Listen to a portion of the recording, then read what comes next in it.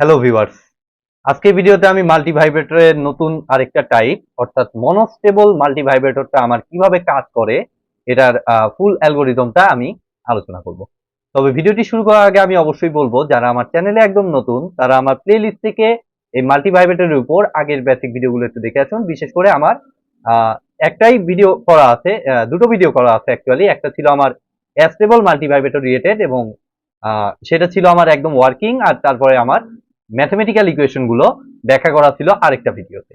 ঠিক আছে, তো অনেকটাই স্টেবল মাল্টি ভাইব্রেটরের মতো, জাস্ট একটু মডিফিকেশন করে আমরা এই মাল্টি ভাইব্রেটরটাকে আমরা মনোস্টেবল হিসেবে ব্যবহার করব। তো আমরা কিভাবে করব দেখুন, আমরা যে কাজটা করব আমরা স্টেবলের যেরকম ভাবে কাজ করেছিলাম অনেকটাই সেই রকম আমি বললাম। অর্থাৎ আমাদের এই যে অপ্যাম্প, আমি অপ্যাম্প দিয়ে মেইনলি ডিজাইন করব। তো এই যে মাইনাস প্লাস, ওখানে আমরা কি করেছিলাম, এখানে আমার একটা আউটপুট ছিল, সেই আউটপুট থেকে মেবি ওই ভিডিওতে এটা R2 দ্বারা প্রকাশ করতে পারি, R1 দ্বারা প্রকাশ করতে পারি, সেটা আমাদের বড় বিষয় না। আমি মনে করলাম এটা R2, তো এটা হচ্ছে আমাদের R1, যেটা ধরবো সেই অনুযায়ী আমাদের ইকুয়েশনটা মডিফাই হবে, আর কিছুই না। তো দেখুন এটা R1, দেন আমি এখান থেকে আমি কি করব, এই সাইড থেকে আমি এটাকে নিয়ে গিয়ে আমি এইখানে লাগিয়ে দিয়েছিলাম। আমি স্টেবল মাল্টি ভাইব্রেটরটা হুবহু আমি আঁকাচ্ছি ফার্স্টে। ঠিক আছে, তো সেটার ওয়ার্কিং নিশ্চয়ই আপনারা জানেন, আগের ভিডিওটা আপনারা দেখলেই ওটা বুঝতে পারবেন অ্যাকচুয়ালি কিভাবে এটা কাজ করে। এবং এদিক দিয়ে আমার কি হবে, আমাদের একটা ফিডব্যাক, এই সাইডে যে ফিডব্যাক, আউটপুট থেকে যে ফিডব্যাকটা আসবে, এটা ভি আউটপুট ছিল অ্যাকচুয়ালি। তো এই ফিডব্যাকটা থেকে আমাদের এই সাইড দিয়ে আমাদের একটা ক্যাপাসিটর আছে, যে ক্যাপাসিটরটা চার্জিং ডিসচার্জিং এর মাধ্যমে আমাদের মনোস্টেবল স্টেবল মাল্টিভাইব্রেটরটা কাজ করতো। এই যে ক্যাপাসিটর, আরসি ক্যাপাসিটর, সেই এই জায়গা থেকে আমাদের কি করা হইতো, আচ্ছা এটাকে আমি ওইটার মতো করে দেই, তাহলে আমাদের পরবর্তীতে বুঝতে সুবিধা হবে একটু। মানে জাস্ট এটা এইভাবে না দিয়ে আমি ক্যাপাসিটরটা এভাবে দিয়ে দিই। ঠিক আছে, তো এটা আমাদের সি, আর এই রেজিস্টরটা আমি মনে করলাম আর।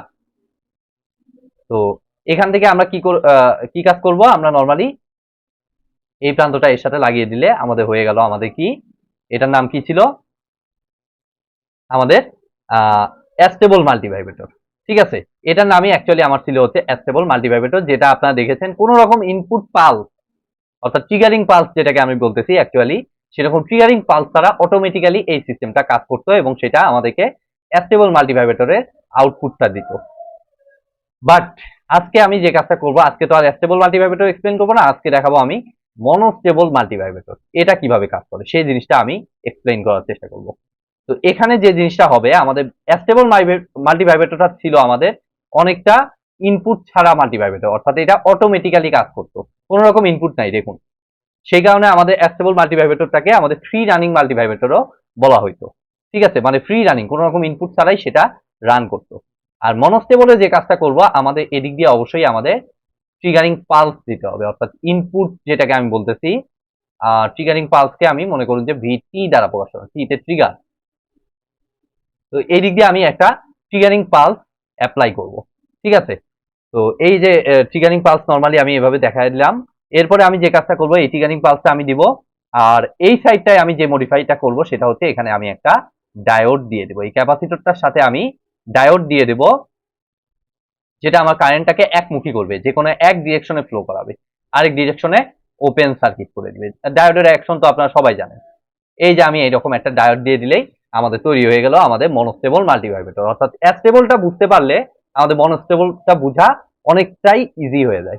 তো আমি ওয়েব ফর্মটা দেখুন, এই মনোস্টেবল মাল্টিভাইব্রেটর ওয়েব ফর্মটা আগেই দেখাবো না, আমি স্টেপ বাই স্টেপ আমি ব্যাখ্যা করার মাধ্যমে এই জিনিসটা আমি দেখানোর চেষ্টা করব। তো আমি যে কাজটা করব, আমাদের ট্রিগার পালসটা আমি দেখাবো ফার্স্টে। তো আমাদের ট্রিগার পালসের প্রকৃতিটা কেমন, এই যে ইনপুটটা আমি দেব, এই দিক দিয়ে যে ইনপুটটা ঢুকাবো সেটা নরমালি থাকবে, আমরা মনে করবো হচ্ছে আমাদের জিরো। নরমালি এটা জিরো, কিছু সময় পর এটা আমি মনে করলাম যে আমাদের একটা নেগেটিভ ট্রিগার পালস এখানে অ্যাপ্লাই করা হয়েছে। ঠিক আছে, তো একটা ট্রিগার পালস দিয়ে আমি অ্যাপ্লাই করে দেখাচ্ছি, আরেকটা ট্রিগার পালস দিলে আরেকটা ইয়ে পাওয়া যাবে, আউটপুট পাওয়া যাবে। সেটা আউটপুট যখন দেখবেন তখনই আপনারা ক্লিয়ার হয়ে যাবেন। তো এটা হচ্ছে আমাদের টাইমের সাথে ট্রিগার পালসের ইনপুটটা। মনে করুন আমাদের ইনপুটটা এরকম, এই যে ট্রিগার পালসের ইনপুটটা আমি এভাবে দেবো, নর্মালি 0, আর আদারওয়াইজ আমাদের এই যে এই পজিশনে এসে আমি একটা negative trigger pulse, negative trigger pulse বলতে এই যে স্টেট চেঞ্জের সময় সেটা যদি নিচের দিকে নামে সেটাকে আমরা বলি নেগেটিভ ট্রিগার, আর এইখানে আবার স্টেট চেঞ্জের সময় এটা উপরের দিকে উঠতেছে, তার মানে এটা হচ্ছে পজিটিভ ট্রিগার পালস। ঠিক আছে, যেগুলো আপনারা ডিজিটাল ইলেকট্রনিক্সেও দেখতে পাবেন, এই ধরনের পালস আপনারা অসংখ্যবার দেখবেন। যাই হোক, আমি এদিক দিয়ে টাইমের সাথে এই ট্রিগার পালসটা আমি এখানে অ্যাপ্লাই করব। এখন দেখুন এই ট্রিগার পালসের সাথে এটা কিভাবে চেঞ্জ হবে সেই জিনিসটা আমাকে বুঝতে হবে। তো আসুন এবার আমি ইনিশিয়াল কন্ডিশনে আসি।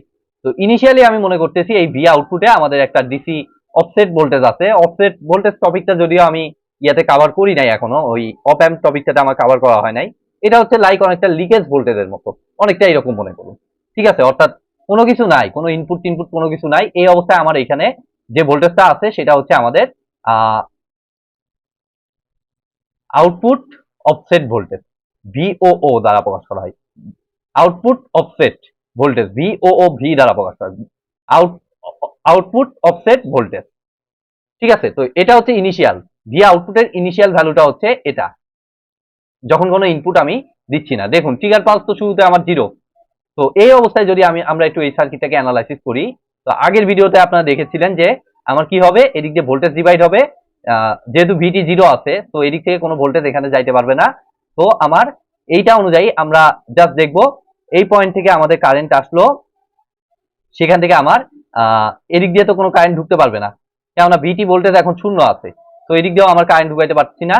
তো এদিক দিয়ে আমার কোনো কারেন্টই আমার এদিক দিয়ে ঢুকবে না আমাদের অপ অ্যাম্পের বেসিক থেকে, সেটা আমরা জানি, কেননা এই মাইনাস আর প্লাসের মধ্যে হাই রেজিস্ট্যান্স বিদ্যমান। ঠিক আছে, তো আমাদের এই R2 এবং R1টা সিরিজে কানেক্টেড, এবং সেই অনুযায়ী আমি এই পয়েন্টের ভোল্টেজটা দেখুন পাচ্ছি, এই পয়েন্টটার যে ভোল্টেজ সেটাকে আমি মনে করতেছি হচ্ছে V1। এই ভোল্টেজটাকে আমি মনে করতেছি কত, V1। এটাই অ্যাকচুয়ালি এখান থেকে আমরা পাচ্ছি। তাহলে V1 ভোল্টেজটা সিম্পলি আপনারা আগের ভিডিওতে দেখেছেন যে সেটা অ্যাকচুয়ালি আমার হবে কত, V1 ভোল্টেজটা হচ্ছে আমাদের জাস্ট একটা ভোল্টেজ ডিভাইড রুল। ঠিক আছে, তাহলে V1 হচ্ছে এই R1 এর অ্যাক্রসে ভোল্টেজ ড্রপ, তাহলে R1 divided by R1 plus R2। Initial কন্ডিশনে এটা আমাকে দিচ্ছে হচ্ছে VOOV, যেই এই যে OOV ভোল্টেজটা কিন্তু অনেক কম পরিমাণে। ঠিক আছে, তাহলে সেই অনুযায়ী আমাদের V1 এর ভ্যালুটাও কিন্তু অনেক কম আসবে, এবং এটাকে নরমালি আমরা বিটা দ্বারা প্রকাশ করি। এই রেশিওটাকে আপনারা অ্যাস্টেবলে দেখেছেন, যদিও অ্যাস্টেবলে আমি শুরুতে ইনিশিয়াল জিনিসটা ধরতে ভুলে গেছিলাম, ওইটা আসলে ইনিশিয়াল অবস্থায় VOOV থেকে ক্যালকুলেশন করাটা বেটার। ঠিক আছে, তাহলে VOOV আউটপুট অফসেট ভোল্টেজ, তাহলে এটা হচ্ছে আমি V1 হিসেবে আমি একটা পজিটিভ কিছু ভ্যালুর আমি V1 আমি পাচ্ছি, আর নেগেটিভটা কিন্তু ইনিশিয়ালি আমাদের হচ্ছে 0, কেননা ক্যাপাসিটর এখন ইনিশিয়ালি আমাদের কোনো রকম কোনো চার্জ নাই। সো আমাদের এই VOV থেকে আর কতটুকু চার্জ আর নিতে পারবে, তো ইনিশিয়ালি এটা হচ্ছে 0। তাহলে আমার পজিটিভ আর নেগেটিভের মধ্যে আমি কম্পারেটর অ্যাপ্লাই করলে অবশ্যই পজিটিভ ভোল্টেজটা বেশি, তার মানে এটা কি ঘটনা ঘটাবে, আমাদের comparator as per comparator logic এটা কাজ করবে হচ্ছে আমাদের আউটপুট হিসেবে দিবে হচ্ছে আমাদের ভি আউটপুটটা দিবে হচ্ছে আমাদের পজিটিভ ভ্যালু, যেহেতু পজিটিভ V1টা এই V2 ভোল্টেজের থেকে বেশি। যেহেতু এই কন্ডিশনে V1 greater than V2, V1 greater than V2, তো এখানে আমরা আউটপুট হিসেবে পাবো হচ্ছে ভি আউটপুটটা বেসিক্যালি আমরা পাবো হচ্ছে আমাদের Vsat, পজিটিভ ভোল্টেজ পাবো, এবং সেটা এই যে দুইটা ডিফারেন্স আপনারা জানেন যে আমাদের কম্পারেটরের আউটপুট হচ্ছে A into V1 minus V2। তো V1 ভ্যালু হচ্ছে এই কত, বিটা VOV মাইনাস 0, আর অপ অ্যাম্পের অ্যাম্পলিফিকেশন ফ্যাক্টর জানি যে আমরা হাই ভ্যালু 10⁴ থেকে 10⁵, তার সাথে এই সাম ভ্যালু গুণ হয়ে আলটিমেটলি অনেক বড় একটা ভ্যালু আসে, যেটা আমার Vsat পাওয়ার সাথে সাথে স্যাচুরেট হয়ে যায়। আমরা জানি যে স্যাচুরেট হয়ে যায় অপ অ্যাম্পের সর্বোচ্চ যে লেভেল ভোল্টেজটা, সেই ভোল্টেজে এসে স্যাচুরেট হয়ে যায়, যার কারণে এটা কম্পারেটরের বেসিক অনুযায়ী আমরা কিন্তু এটা জানি। তো ভি আউটপুট হিসেবে আমি পজিটিভ স্যাচুরেটেড ভোল্টেজটা পাবো। তাইলে এখন ঘটনা এরপরে কি হবে, তাহলে এরপরে এসে একইভাবে আমাদের ভোল্টেজ ডিস্ট্রিবিউট হবে। V1 হিসেবে V1 এর নতুন ভোল্টেজ লেভেল আমার হবে হচ্ছে R1 divided by R1 plus R2, মানে হচ্ছে ওই বিটা, যেটাকে আমি বলতেছি বিটা। তো এটা বিটা ইন্টু কত থেকে এটা নিছে, আমাদের অবশ্যই নিছে এটা Vsat থেকে। ঠিক আছে, ভি আউটপুট এখন হচ্ছে আমার চেঞ্জ হয়ে ভি স্যাট হয়ে গেছে। তাহলে ভি স্যাট, ভিটা ইন্টু ভি স্যাট, এটা হচ্ছে আমাদের ভি ওয়ান ভ্যালু। এখন দেখুন, এখন এখানে ভি আউটপুট হিসেবে আমার কত জমা আছে, স্টোর আছে হচ্ছে মনে করুন ভি স্যাট। তাহলে এদিক দিয়ে আমি ভি ওয়ান এর ভ্যালুটা আমি পাইলাম ভিটা ইন্টু ভি স্যাট, এই যে ভি ওয়ান এর ভ্যালুটা এটা পাইলাম। আর ভি স্যাট থেকে আমার বেশ ভালো লেভেলের ভোল্টেজই আছে, সেখান থেকে এখন কি করবে, এই ক্যাপাসিটরটা চার্জ করা শুরু করবে। এবং তার সাথে আমার অবশ্যই দেখতে হবে এই যে এই ডায়োডটার ভোল্টেজটা অবশ্যই আমার দেখতে হবে। ঠিক আছে, ডায়োডটার ভোল্টেজ বলতে সরি পোলারিটি, কেননা এই ক্যাপাসিটর পাওয়ার আগে কিন্তু আমার এই ডায়োডটা পাচ্ছে। তাহলে দেখুন আমার এটা আছে পজিটিভ, ভি স্যাটটা পজিটিভ আছে, তো পজিটিভের সাথে আমার ডায়োডের পজিটিভ কানেক্টেড। আর এটাকে আমরা আমাদের জটিলতা এড়ানোর জন্য এটাকে আমি আচ্ছা আমাদের প্র্যাকটিক্যাল ইয়াই মনে করতেছি, আমি মনে করতেছি সিলিকন ডায়োড আমি ব্যবহার করতেছি। সিলিকন ডায়োড যদি আমি ব্যবহার করি তাহলে পজিটিভের সাথে পজিটিভ মানে এটা শর্ট সার্কিট আইডিয়াল অনুযায়ী হওয়ার কথা, বাট সিলিকন আছে মানে এখানে আমার হয়ে যাবে হচ্ছে 0.7 ভোল্টেজ ড্রপ। তার মানে এই ডায়োডের জায়গাটা রিপ্লেস হয়ে দেখুন ক্যাপাসিটরের জায়গাটায় ক্যাপাসিটরের মতোই থাকবে, আর ডায়োডের জায়গাটায় কি ঘটনা ঘটবে, সিম্পলি আমার একটা ভোল্টেজ সোর্স দ্বারা আমি রিপ্লেস করে দিতে পারি। যতক্ষণ এটা চার্জ হবে ভি আউটপুট থেকে পজিটিভ ভোল্টেজটা এখানে নিবে, ততক্ষণ সে কি করবে, এখানে 0.7 ভোল্টের কনস্ট্যান্ট ভোল্টেজ আমার আউটপুট হিসেবে দিতে থাকবে। তাহলে মজার বিষয়টা দেখুন, ভি টুর ভ্যালু কিন্তু যতক্ষণ ক্যাপাসিটরটা চার্জ করবে ভি টুর ভ্যালু কিন্তু কনস্ট্যান্ট 0.7, কেননা এই যে এই পয়েন্টে যে 0.7 আছে সেটা এসে ডিরেক্টলি কানেক্টেড হয়ে যাচ্ছে আমার অপ অ্যাম্পের মাইনাসের সাথে। তো এই ভোল্টেজটা আমার হয়ে দাঁড়াবে কত, 0.7 ভোল্ট। তাইলে আমরা যে কাজটা করব, এখান থেকে আমি ভি টুর কার্ভটা আগে আঁকাবো, তারপরে আমি ভি আউটপুট আঁকাবো। তাহলে টাইম, তাহলে এখানে হচ্ছে আমাদের 0.7, অতি অল্প ভ্যালু, মনে করলাম এটা হচ্ছে আমাদের 0.7।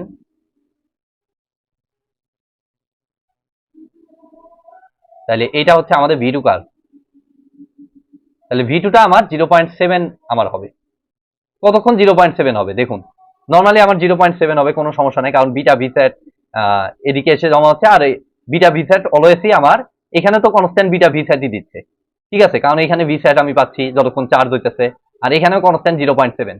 দ্যাট মিনস এই লেভেলটা আমার কনস্ট্যান্টই থাকবে। যখন আমার এসে এখানে একটা নেগেটিভ ট্রিগার পালস পাবে, তখন কিন্তু আমার যে ঘটনাটা ঘটবে, ভিটির ভ্যালুটা চেঞ্জ হয়ে আমার আগে ছিল এইখানে বিটা ভি সেট, সেটা কিন্তু এখন চেঞ্জ হয়ে মাইনাস একটা ভোল্টেজ দিয়ে দিবে। ব্যাপারটা বুঝুন ঠান্ডা মাথায়, যে যখন আমার এটা নেগেটিভ ট্রিগার পালস দিতেছে তখন কিন্তু এই ভ্যালুটাকে চেঞ্জ করে, আগে ছিল বিটা ভি স্যাট, সেটাকে চেঞ্জ করে এটাকে দিয়ে দিল হচ্ছে মাইনাস কোনো একটা ভ্যালু, আমি জানি না কত ভ্যালু, এই যে এই পয়েন্টে এসে মাইনাস কোনো একটা ভ্যালু। যখন এটা মাইনাস আসতেছে তখন আমাদের কি ঘটনা ঘটবে, এখন হচ্ছে সেই জিনিসটা আমাদেরকে বুঝতে হবে। যখন এটা মাইনাস আসতেছে তখন আমরা কি দেখতে পাচ্ছি, ভিটির ভ্যালুটা যখন মাইনাস হয়ে যাচ্ছে তখন ভি ওয়ান এর ভ্যালু মাইনাস কোনো একটা কিছু একটা, ভি ওয়ান এর ভ্যালুটা মাইনাস সামথিং মাইনাস কিছু একটা, মাইনাস ভি মনে করলাম। যখন মাইনাস হচ্ছে এটা কিন্তু 0.7 আপাতত আছে যে ইনিশিয়াল মাইনাস লেভেল যখন আমি দেখতেছি তখন এটা 0.7। তো এখন আমাদের ভোল্টেজ বেশি কোনটার, আপনারা ক্লিয়ারলি দেখতে পাচ্ছেন, এখন কিন্তু ভোল্টেজ বেশি হচ্ছে আমাদের ভি টু, যেটা হচ্ছে 0.7। তো সেটা আছে মাইনাসের সাথে। তো এখন কম্পারেটরটা কিন্তু আমার ডিরেকশন চেঞ্জ করবে, অর্থাৎ এখন আমাদের লেভেলটা দিবে হচ্ছে এ ইন্টু ভি টুটা বেশি। তো ভি টুটা আছে কার সাথে কানেক্টেড, ভি টুটা কিন্তু আমার মাইনাসের সাথে কানেক্টেড। যদি মাইনাসের সাথে কানেক্টেড হয় তাহলে কিন্তু আমরা জানি এই জিনিসটা স্যাচুরেট হয়ে যাবে, এই লেভেল পার্থক্য হয় 0.7, তার সাথে এই যে 10⁴ টু 10⁵ গুণ দিয়ে অনেক বড় ভ্যালু আসে, সেটাকে মনে করুন যে আমার ভি সেটে যে আমার স্যাচুরেট হয়ে যাবে। এবং এটা অবশ্যই যেহেতু মাইনাসটা বেশি, তো অবশ্যই ভি আউটপুট হিসেবে এখন আমাকে দিবে মাইনাস ভি সেট। তো এখন আমাদেরকে লেভেলটা চেঞ্জ করে এখানে অবশ্যই দিয়ে দিতে হবে মাইনাস ভি সেট। কত হয়ে যাবে এটা, মাইনাস ভি সেট। যখন এটা মাইনাস ভি সেট হচ্ছে তখন মজার বিষয়টা দেখুন, মাইনাসের সাথে তখন ডায়োডটা প্লাস কানেক্টেড, তার মানে এখন কিন্তু ডায়োডটা হয়ে গেল reverse bias. That means simply এখন রিভার্স বায়াস মানে আমাদের প্র্যাকটিক্যাল ডায়োড আমরা জানি যে ওপেন সার্কিটেড হয়ে যায়। তো এই পয়েন্টটা সিম্পলি আমি এই লেভেলের জন্য আমি ওপেন সার্কিটেড করে দিব। দেখুন আমি ওপেন সার্কিট করে দিলাম, ব্যাপারটা বুঝুন। আর ক্যাপাসিটরে কিন্তু অলরেডি ভোল্টেজ জমা হয়ে আছে, কতটুকু ভোল্টেজ, এই যে আর এবং সি এর মাধ্যমে যতটুকু ভোল্টেজ জমা হওয়ার ততটুকু ভোল্টেজ কিন্তু ক্যাপাসিটরে অলরেডি জমা হয়ে আছে। ঠিক আছে, তো এখন ক্যাপাসিটরটা যে কাজটা করবে, এখানে যে কাজটা করবে, এই V2 হিসেবে সাপ্লাই দিতে থাকবে কত, এই যে ক্যাপাসিটর থেকে, যেহেতু এটা মাইনাস ভি স্যাট, মাইনাস যেহেতু আছে, এতক্ষণ চার্জ হইতেছিল, এখন ডিরেকশন চেঞ্জ করে এটা এদিকে যাবে, অর্থাৎ ডিসচার্জ হতে থাকবে। এগুলো তো খুবই বেসিক জিনিস, আপনারা জানেন যে ক্যাপাসিটর যখন ফুললি চার্জ হয়ে গেল, এই যে এই ডায়োডটা থাকা পর্যন্ত, এবার যে কাজটা করবে, এটা আস্তে আস্তে এখন ডিসচার্জ হতে থাকবে। ডিসচার্জ হতে থাকলে এখন আস্তে আস্তে কি হবে, তাহলে 0.7 ভোল্ট থেকে আস্তে আস্তে এই ভোল্টেজটা ডিসচার্জের মাধ্যমে আমার ভোল্টেজটা আস্তে আস্তে কমাইতে থাকবে। তো আমার নেগেটিভ ট্রিগার পালস পাওয়ার সাথে সাথে এই ভোল্টেজটা কি করবে, আস্তে আস্তে কমাইতে থাকবে। ঠিক আছে, আর এতক্ষণে কিন্তু আমার অলরেডি এই লেভেল আসার পরে আমার কিন্তু এই ট্রিগার পালসটা কিন্তু অলরেডি ভ্যানিশ হয়ে গেছে।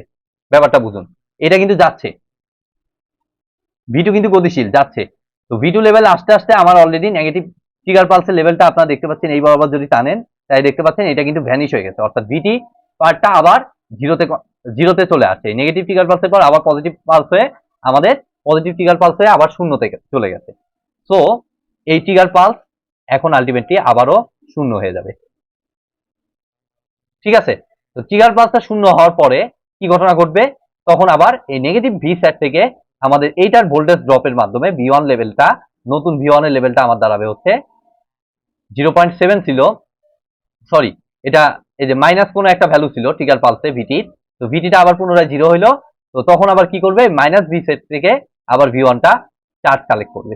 ঠিক আছে, তো সেটাকে কালেক্ট করলে আমাদের কত আসতেছে, বিটা এই যে আগের মতোই voltage drop V1 by R1 plus R2 into minus V set, মানে হচ্ছে মাইনাস বিটা ভি সেট। তাহলে V1 এর নতুন লেভেলটা হচ্ছে আমাদের কত, মাইনাস ভি সেট,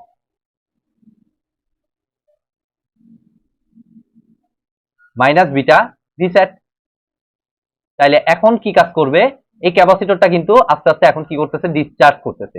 এভাবে ডিসচার্জ করতে করতে যতক্ষণ মাইনাস বিটা ভি সেট এটা ছিল আমাদের বেশি, যার কারণে মাইনাস আউটপুট দিতেছিল, যখন এসে এই লেভেলটা ডিসচার্জ করতে করতে এই বিটা ভি সেট এটার লেভেলের নিচে নেমে যাবে, এটা মানে এটাকে ক্রস করবে নেগেটিভ দিকে অ্যাকচুয়ালি, তখন যে ঘটনাটা ঘটবে, যেমনটা আপনারা অ্যাস্টেবলের ক্ষেত্রে দেখেছিলেন, তো আমি ওই মাইনাস বিটা ভি সেট অবশ্যই এর থেকে 0.7 এর থেকে অনেকটাই বড় হবে, তো আমি মনে করলাম এরকম একটা জায়গায়। তো এটাকে আমি বলতেছি কত, minus beta V set. Actually এটা ডিসচার্জ হওয়ার সিস্টেমটা হলো, আমাদের capacitor initially minus V set পর্যন্ত ডিসচার্জ হওয়ার কথা এই পথ অনুযায়ী, বাট মাইনাস ভি সেটে যাইতেই পারবে না, কারণ এখানে already minus beta V set উপস্থিত হয়ে আছে। তো যখনই এটা মাইনাস বিটা ভি সেট লেভেলকে ধরে ফেলবে, এই যে এটাকে যখনই ধরে ফেলবে, মানে এটাকে জাস্ট ক্রস করা মাত্র, তখন আবার কি ঘটনা ঘটতেছে, আমার কিন্তু V1টা আবার পুনরায় বড় হয়ে যাচ্ছে। যখন V1টা বড় হয়ে যাচ্ছে তখন ঘটনা কি দাঁড়াচ্ছে, যখন V1টা আবার আগের মতো বড় হয়ে যাচ্ছে, এরকম করে এটাকে ক্রস করতে, যখনই মাইনাস বিটা ভি সেটকে ক্রস করে যাচ্ছে এই ভোল্টেজটা, তখন আমার কি ঘটনা ঘটবে, আবার পুনরায় ভি আউটপুট হিসেবে প্লাস ভি সেট দিবে, যেমনটা আগের মতো দেখেছিলেন।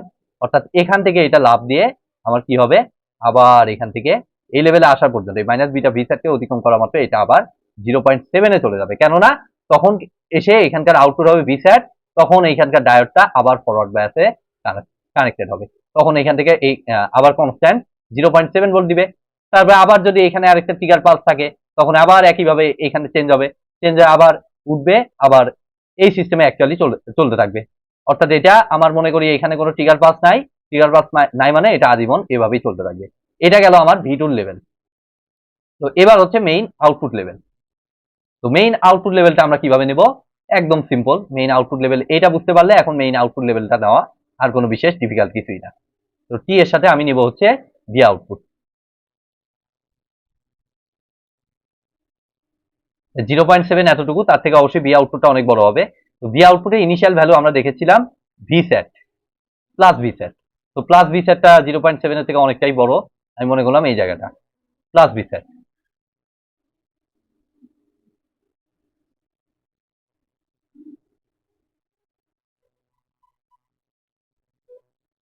তাহলে আমার দেখতে হবে আমি বেশি বড় নিয়ে ফেলছি, আমার ট্রিগার পালসের পজিশন হচ্ছে প্রায়, আচ্ছা আরেকবার নেই, তাহলে এই লেভেল পর্যন্ত আমার এটা প্লাস ভিস্যাট বজায় রাখবে, এই যে এই লেভেল পর্যন্ত। তারপরে এসে যখন এই লেভেলে আসবে অর্থাৎ নেগেটিভ ট্রিগার পালস পাবে, তখন আমরা দেখতে পেলাম এটা সরাসরি আমার চলে যাবে হচ্ছে মাইনাস ভিস্যাটে, খারাপভাবে আমার মাইনাস ভিস্যাটে চলে গেল।